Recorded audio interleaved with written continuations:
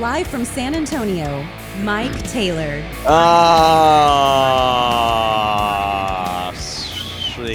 Yes. It's Wednesday. It's people I want to punch. I want to punch myself right off the top because I ate popcorn right before we started doing this show.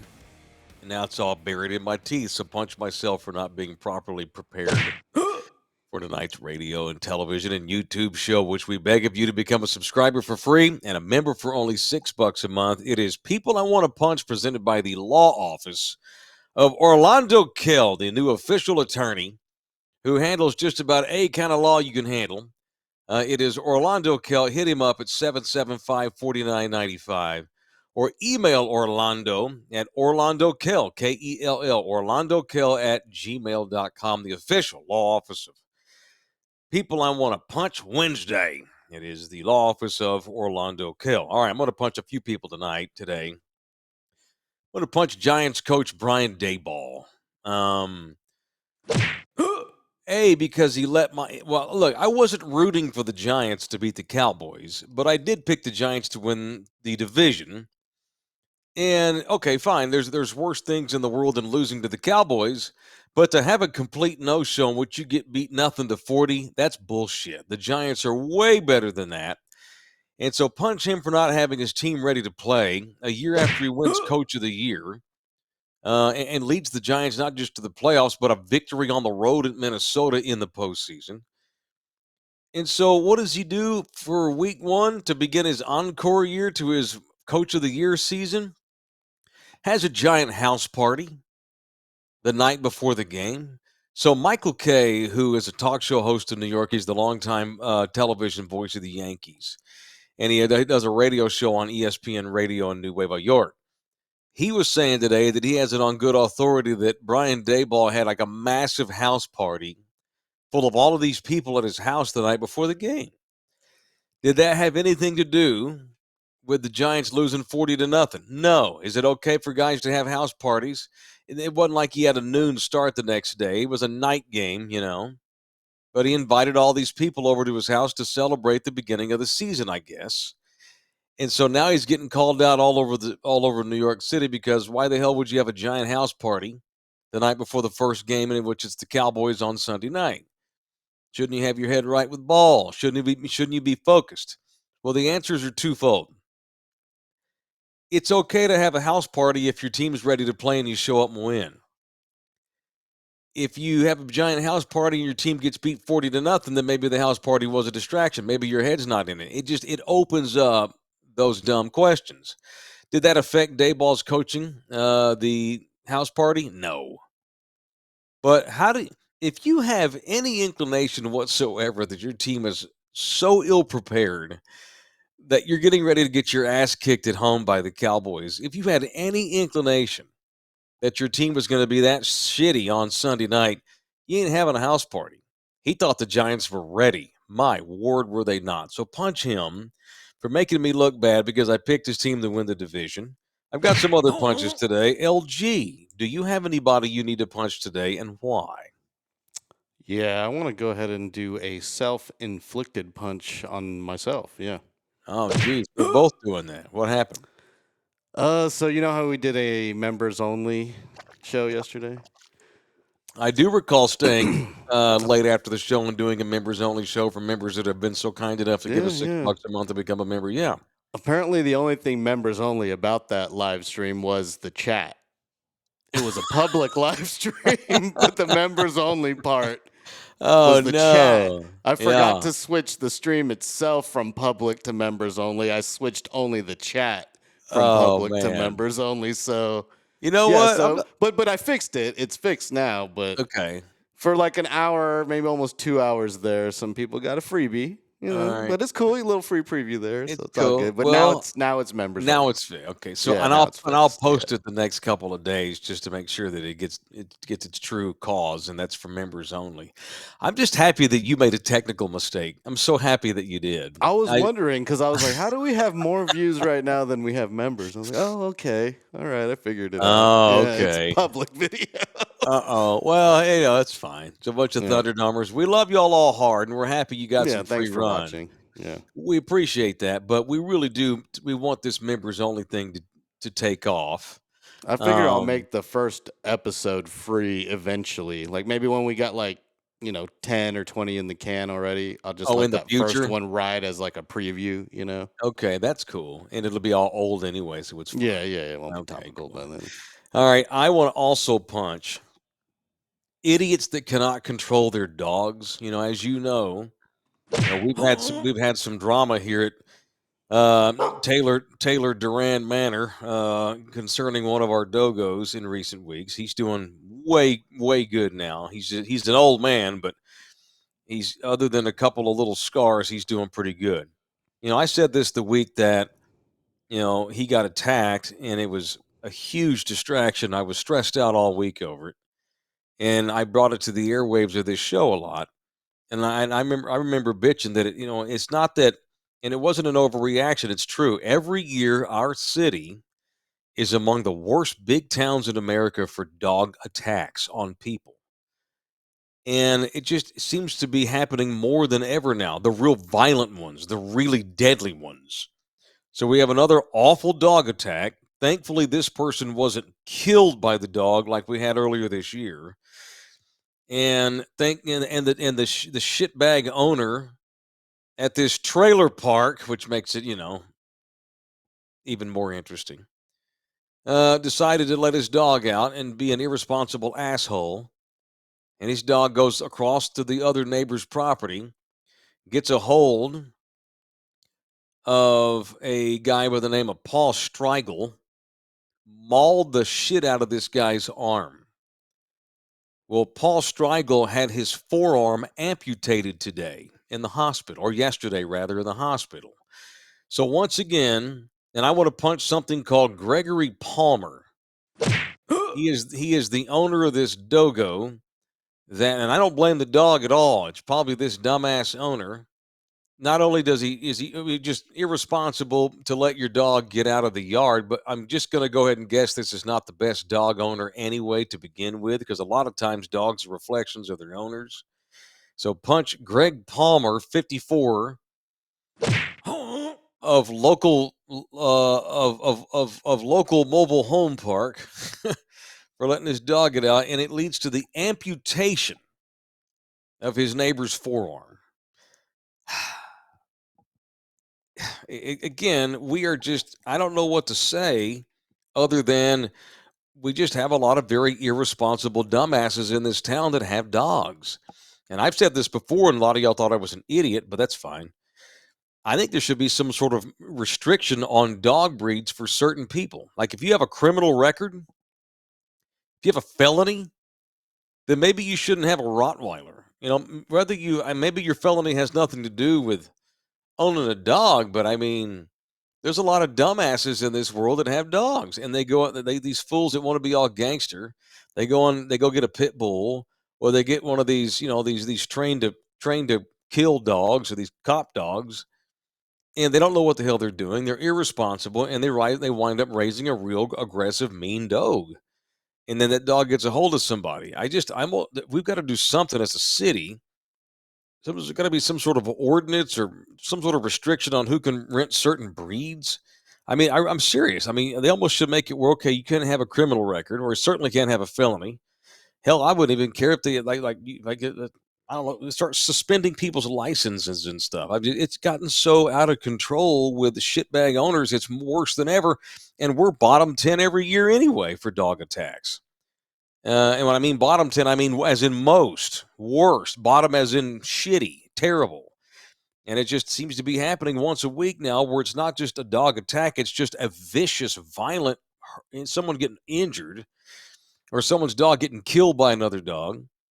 And 9 times out of 10, it's irresponsible owner whose dog got out of the yard. And it's bullshit, and it's time to do something worse than we're doing. Problem is, they tried to pass a state ordinance to crack down more on dog attacks for owners, and Greg Abbott shot it down because I guess he felt like we have better things to spend our money with. So I don't know how it's probably not going to end, but all you can do is beg the public to not be dumb with your dog, because it seems like it's just out of hand lately. All right, so there's that. I bitched about that. Now we got more off the field drama for Jerry Jones. And I don't want to throw Jerry under the bus here.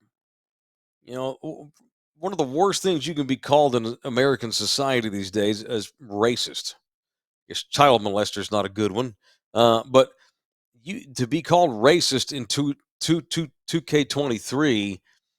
I mean, I'd rather be called a hell of a lot of other things, but that it'll ruin your life. Even if somebody just accuses you of it and you're suspected of it, it can ruin your career, your life. Well, Jerry Jones is back in the news for once again off the field drama. He just had a lawsuit come down last week by a woman who's claiming that he raped her, or didn't rape her. I'm sorry, but he sexually assaulted her by touching her on the ass. I want me some glory hole and getting all up in her stuff, in her face. I mean, he was trying to get into her stuff. So some woman filed a lawsuit against him last week saying that he grabbed her on the ass. And this has nothing. And this coming off last year, in which we found out that he had a 21-year-old fun baby with a lady that works behind the desk at, I don't know, Trans Am Airlines up at some airport in Arkansas. Well, now Jerry is in the news again for bad things. Although I want to defend him by saying this is one of those where he's been accused of something, but I need to see proof. And if there's no proof, then because I don't want to sit up here and say that Jerry's a racist. I don't want to say he's not either. I want to just dismiss it, but I'm not going to go convicting the man. If Jerry Jones were racist, he's been in the NFL since 1989. If he truly were racist, wouldn't that have gotten out by now?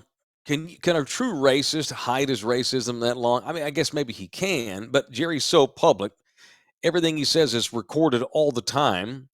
Or at least, written down, and he talks to so many people, you would have thought by now he would have had a slip up with his racism and let us all see it. Well, here's what the deal is. So there's a guy called Jim Trotter. I remember Jim Trotter's work on NFL Network. Jim Trotter worked at the NFL Network but was let go earlier this year. They decided not to renew his contract. Well, he's decided now to go scorched earth because they decided not to bring him back. Of course, now so he's come out today and accused the Buffalo Bills owner of racism, Terry Pagula. He has accused Jerry Jones of racism. But he worked for the NFL Network for years and apparently was just sitting on these stories. So you didn't mind Jerry's racism when you had a job at the NFL Network. And the moment that you are told that you're no longer employed, now all of a sudden you're going to come out and go scorched earth and spill the beans. This is a guy that's pissed off that he lost his job. So I'm going to punch former NFL Network reporter Jim Trotter. So here's what Trotter's saying. Now, Trotter now works for The Athletic as a writer. He says Tuesday, in a lawsuit against the NFL, that he was once interviewing Jerry Jones and asked Jerry why there were not more African Americans making decisions in decision-making roles across clubs in the NFL. And according to Trotter, Jerry told him, quote, "If blacks feel some kind of way, they should buy their own team and hire who they want to hire." End quote. That's what he claims that Jerry said. If they want to hire their own people, they should go get jobs because they should get jobs and make those decisions. So Trotter says Jerry has said that. Well, Jerry has released a statement tonight. This is probably, one of his lawyers, but whatever. Here's the Jerry Jones statement. Quote, diversity, i.e., and I do mean inclusion, are extremely important to me and personally and to the NFL. Inclusion and diversity. Says that the representation made by Jim Trotter of a conversation that occurred over 3 years ago with myself and our VP of Player Personnel, Will McClay, is simply not accurate. So Jerry brings up Will McClay, the very, very African-American director of player personnel. That's essentially the quasi-GM who builds the drafts and is known as one of the great front office people and managers in all the league. So Jerry says this guy's wrong. He's making this up. It's simply not true at all. I never said that. I never said if the blacks want to hire their own people, they should get their own jobs and make the decisions. So that's in the news today. What an ass whip. So I'm pissed today. Over a lot of stuff. I'm tired.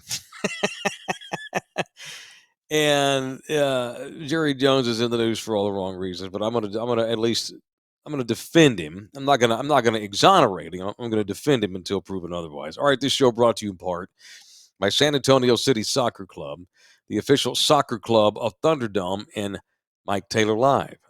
We're getting ready to start planning, maybe in October or November, a watch party out at Thunderdome Field. One of the fields up there. Yeah, LG, we're probably going to wind up having a watch party out there. I told you this earlier today. I don't have a date, but we need to sit down and think about it. We're going to invite Thunderdome out to one of our fields so y'all can see Thunderdome Field. There's a field named after us because of good sponsor Sunburst Gymnastics, who decided to step up and sponsor one of the fields of San Antonio City Soccer Club. And so he's calling it Thunderdome Field. Even though he paid for it, he could have prominently and probably should have put prominently his company logo up there, but instead he wanted to put Thunderdome Field. How great is that? We got to get out there and watch a match. I want to wait till the fall, and I want to wait till it starts getting cooler, much cooler than this week. And we'll plan like a watch party out there. So anyhow, thank you to the San Antonio City Soccer Club. That means a great deal. All right, not only am I pissed off at the Giants and Brian Daboll for not having my Giants ready to play Sunday night, Micah Parsons threw the Giants under the bus too in defense of Daniel Jones. So Micah has his own podcast called, I think it's called The Edge. Of course it is, with Micah Parsons. And Micah ripped Brian Daboll on his podcast yesterday because he left Daniel Jones in the game the entire night the other night. Micah called his ass out. What are you doing trying to make a point? You know, you're leaving your franchise quarterback out there in a 40-0 game. And Micah tore his ass a new one. I'm right there with him. I'm with Micah on that. So punch Brian Daboll a second time today. Punch his ass hard. All right. Also, what's the opposite of punch? Hug, kiss. I want to throw a kiss out to Jayron Curse, Cowboys veteran safety. Jayron Curse tweeted something I said yesterday on the show. Not that he was, well, maybe he was listening. Hey, Twitter world. Jayron Curse tweeted. See, I have a screenshot. I don't want to misquote the man. Let's see what he tweeted. I got a screenshot of it. Jayron Curse tweeted. This is after the Bills got beat by the Jets without Aaron Rodgers. And Josh Allen turned the ball over four times with 3 more interceptions. All 3 going to the same dude with the Jets, who are playing the Cowboys at Jerry World. But anyhow, after the Monday night game, Jayron Curse goes on, I always call it Twitter, I guess it's X. And he writes, are they going to give Mr. Allen the same treatment they'll give my quarterback? Right. So if Dak throws 4 picks, or if Dak turns the ball over 4 times, he's excoriated by the entire country and told that he's overrated and he sucks. And I'm right there with you. And I made the case yesterday that I didn't say Josh Allen was not better than Dak. I said that they're comparable players. And I simply pointed out that, y'all want to get on Dak for leading the league in interceptions last year, and that's fine. But no one's turned the ball over since 2018 than Josh Allen. Josh Allen has committed 82 turnovers since 2018. That is outrageous. He's top 3 in interceptions every damn year. Dak had the one bad year last year. Josh Allen's he's up there in the interception leaders every year. 82 turnovers himself since 2018. The only thing that sets Josh Allen apart from Dak Prescott is rushing. The ability for him to run the ball. Dak can't run it anymore. Josh Allen's really good at it. Will probably run for 500 yards this year, but I'm right there with Jayron Curse. Josh Allen's considered one of the 3 or 4 best quarterbacks in the league and considered to be elite. Josh Allen is 0-5 in overtime. He's had the 82 turnovers since 2018.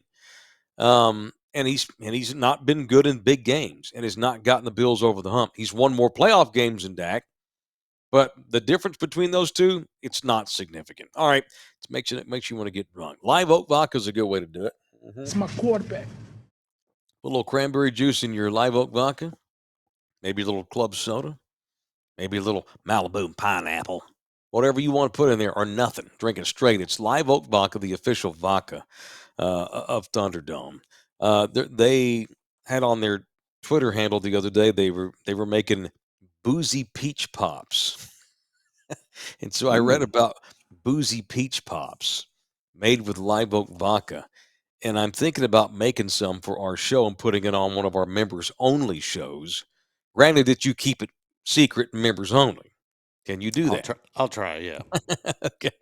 I think that needs to be one of our members only bits is we do a tasting of live oak vodka. Yeah, I'm down for any drink with the first title of the name boozy in there. Yeah, boozy peach pops with live oak vodka. Distilled in Beeville, Texas, Coastal Bend Distilling. Okay.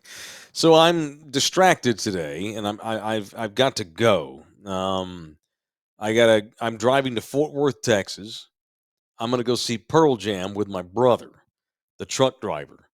And I can't wait. Pearl Jam is the definitive band of my life, the one that has had far and away the most influence on me as a person musically from an entertainment standpoint.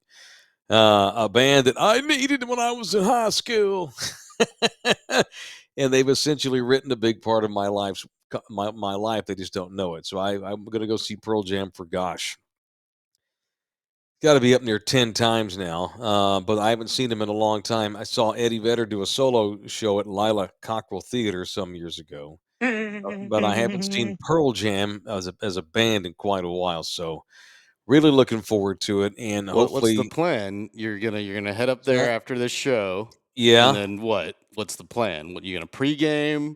Well, I'm gonna go have lunch with I'm gonna go see my kid, my 22-year-old, because I'm gonna stay with my kid tonight. Mm-hmm. Okay. And I'm going to drive up there, take my kid to some late lunch, early dinner. My brother's going to meet me somewhere. We got to figure that part out. And we'll probably just Uber to Dickies Arena, where the show is going to be.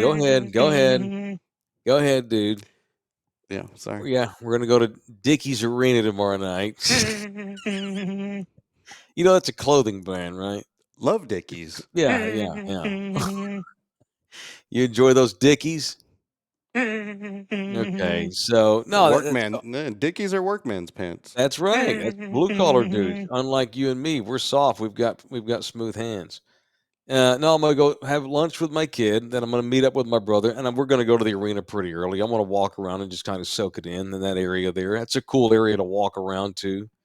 It's in the arts What's the district. area?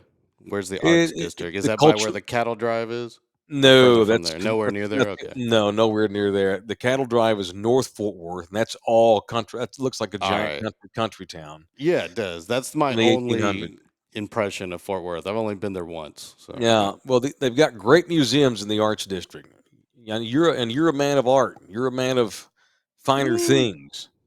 The Kimball Art Museum in Fort Worth is the only museum in the Western Hemisphere to have an original Michelangelo work inside of it in Fort Worth. Seriously. Okay.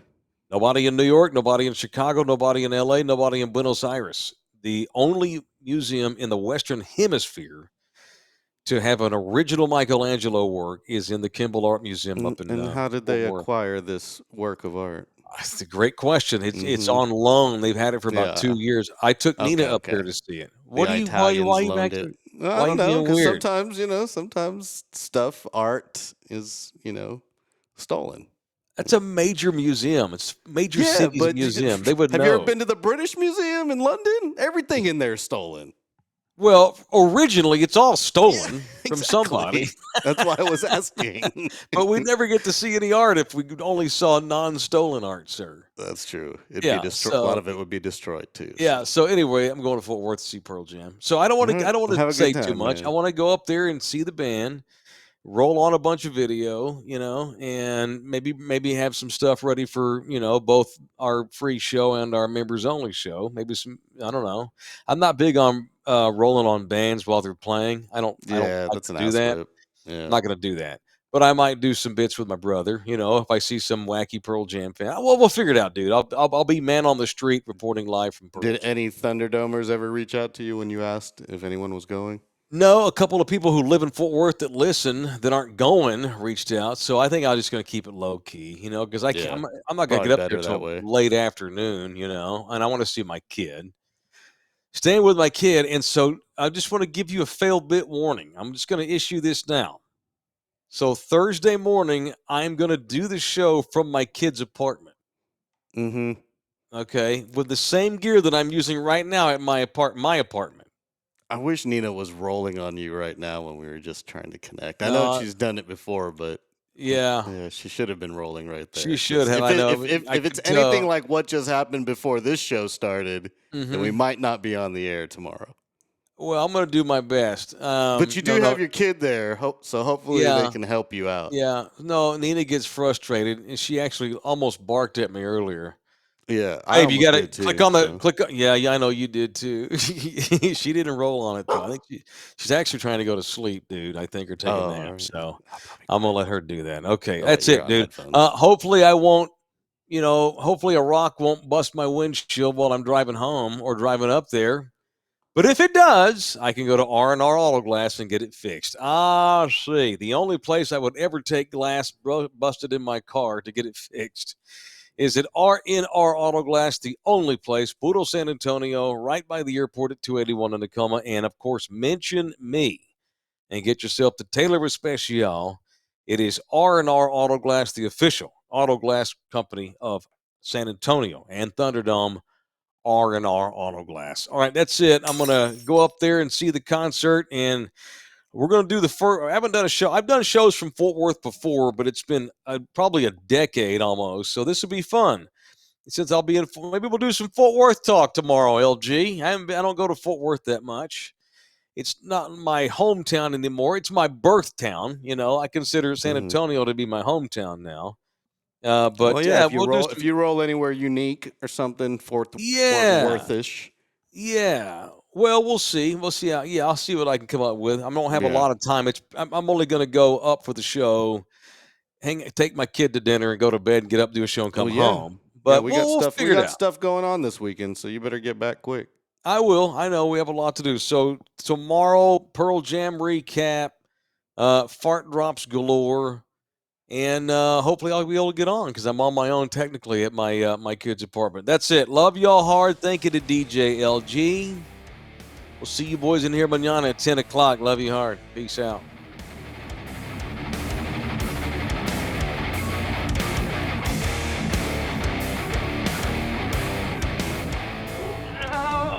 Come back, you puppy! This program was made possible by contributions from viewers and listeners like you. Thank you. I'm here to fucking amuse you.